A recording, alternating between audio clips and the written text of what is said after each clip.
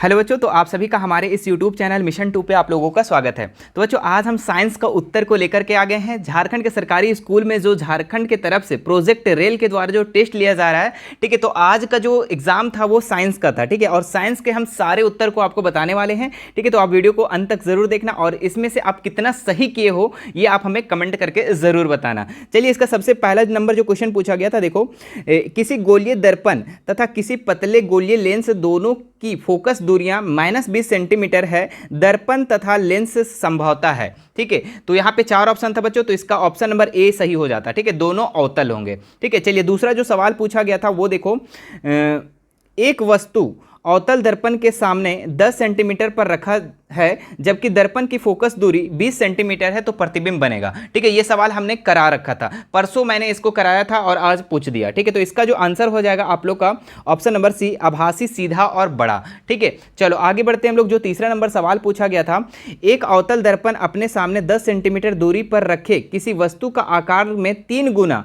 आवर्धित एवं वास्तविक प्रतिबिंब बनता है, प्रतिबिंब दर्पण से कितनी दूरी पर बनेगा, ठीक है। तो इसका जो सही उत्तर हो जाता है आप लोग का 30 सेंटीमीटर। जिन्होंने 30 किया होगा उनका बिल्कुल सही होगा। चलिए आगे बढ़ते हैं लोग। 4 नंबर जो सवाल था, कांच का अपवर्तनांक 1.5 पे है और हवा में प्रकाश की चाल 3 इंटू 10⁸ मीटर पर सेकेंड है, तो कांच में प्रकाश की चाल होगी, ठीक है। तो कांच में जो प्रकाश का चाल होगा बच्चों वो होगा 2 इंटू 10⁸ मीटर पर सेकेंड। ऑप्शन नंबर ए वाले बिल्कुल सही हैं, ठीक है। सारे उत्तर का बच्चों आप लोग को सॉल्यूशन भी लेकर आऊंगा इस वीडियो के बाद में, ठीक है। अभी आप लोग उत्तर मिला लो फटाफट, ठीक है। चलिए 5 नंबर देखो, लेंस के केंद्रीय बिंदु को कहते हैं, तो लेंस के केंद्रीय बिंदु को जो उस कहते हैं प्रकाशिक केंद्र कहते हैं, तो ऑप्शन नंबर ए इसका बिल्कुल राइट हो जाएगा। आगे देखो, एक लेंस की क्षमता -2.5 डायोप्टर यह लेंस होगा, ठीक है। तो इसका जो सही उत्तर हो जाएगा अवतल लेंस, क्यों? क्योंकि माइनस में है, ठीक है। चलिए आगे बढ़ते हैं हम लोग। 7 नंबर सवाल, अम्ल और क्षारक के बीच की अभिक्रिया कहलाती है, तो जब अम्ल और क्षारक को मिला देते हैं तो हम लोग उदासीनीकरण कहते हैं। ऑप्शन नंबर सी इसका बिल्कुल राइट हो जाता है 7 का।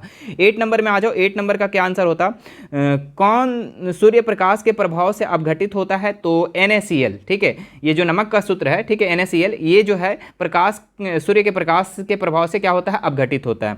आगे देखो 9 नंबर सवाल, दीवारों पर सफेदी करने के लिए किसका उपयोग होता है, ठीक है। तो इसका भी हमने बता रखा था, ठीक है। तो इसका जो सही उत्तर हो जाएगा कैल्शियम हाइड्रोक्साइड, CaOH2, ठीक है। आगे बढ़ते हैं 10 नंबर सवाल, ZnO+C और इसका अभिक्रिया करके Zn+CO में किसका उपचयन हो रहा है, तो उपचयन का मतलब किसमें ऑक्सीजन की वृद्धि हो रही है, तो कार्बन में। देखो कार्बन था अभी अकेला, अब हो गया कार्बन में ऑक्सीजन वृद्धि, तो यानी कि कार्बन का उपचयन हो रहा है। ऑप्शन नंबर बी इसका बिल्कुल राइट हो जाएगा। 11 नंबर सवाल देखो, किस जैव प्रक्रम में से हमें ऊर्जा मिलती है, तो बच्चों इसका अवशोषण से हमें ऊर्जा मिलती है। ऑप्शन नंबर ए इसका बिल्कुल राइट हो जाता है। 12 नंबर जो सवाल था, प्रकाश संश्लेषण के लिए किस पदार्थ की आवश्यकता नहीं होती है, ठीक है। तो 4 ऑप्शन था, जल, कार्बन डाइऑक्साइड, कार्बोहाइड्रेट, क्लोरोप्लास्ट, तो सभी की जरूरत पड़ती है, कार्बोहाइड्रेट की जरूरत नहीं पड़ती है प्रकाश संश्लेषण में। ऑप्शन नंबर सी इसका राइट हो जाता है।